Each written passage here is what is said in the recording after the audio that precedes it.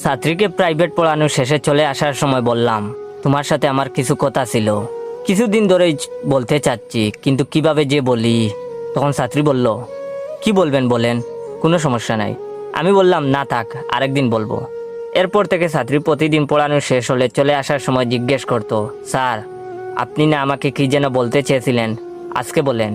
আমি তখন উত্তর দেই, আরেকদিন বলবো। পঞ্চম দিনের মাথায় ছাত্রী জানালো, স্যার কালকে দুপুরবেলা পড়তে পারবো না, আমরা বেড়াতে যাব, ওখান থেকে সন্ধ্যার সময় আসবো, সন্ধ্যার পর পড়বো।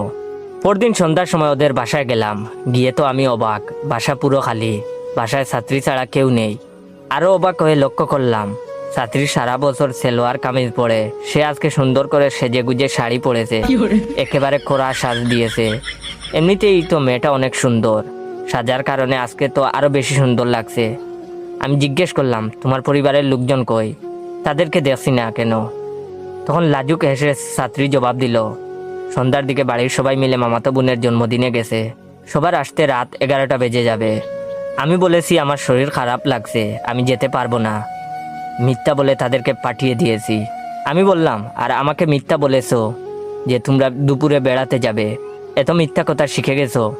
আমার কথা শুনে ছাত্রী খিলখিল করে হাসতে হাসতে বলল, আপনার জন্যই তো এমন করলাম, আপনি অনেক দিন ধরে আমাকে কি যেন একটা বলতে চাইছেন, অথচ লজ্জায় বলতে পারছেন না, আজকে বাসায় কেউ নাই, আজকে বলেন স্যার কি বলতে চান। আমি তখন বললাম, আসলে তোমাকে কথাটা কিভাবে যে বলি, আমার লজ্জা করছে, কিছু মনে করবে না তো? তখন ছাত্রী বলল, আপনার যা খুশি বলতে পারেন, আমার কোনো সমস্যা নেই, আমি কিছুই মনে করব না, আপনার মনের কথাটা শোনার জন্যই তো আজকে সন্ধ্যার দিকে আসতে বলেছি। আমি বললাম, আসলে কথাটা হচ্ছে, না থাক, তুমি যদি ভুল কিছু মনে করো। তখন ছাত্রী বলল, প্লিজ স্যার বলেন, আমি কিছু মনে করব না, বলে গভীর দৃষ্টিতে আমার চোখের দিকে তাকিয়ে রইল।